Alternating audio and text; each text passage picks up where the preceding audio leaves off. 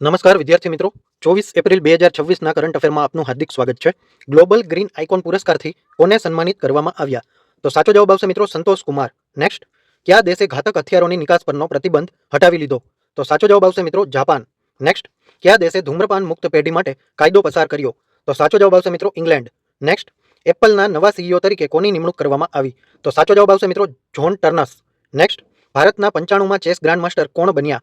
તો સાચો જવાબ આવશે મિત્રો Arunayak Ghosh. Next, ISSF junior world cup 2026 કયા સ્થળે શરૂ થયો? તો સાચો જવાબ આવશે મિત્રો કાહિરા.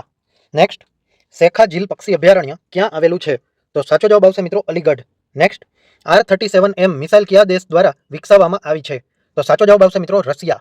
નેક્સ્ટ, ગોલ્ડમેન પર્યાવરણ પુરસ્કાર 2026 કેટલી મહિલાઓને આપવામાં આવ્યો?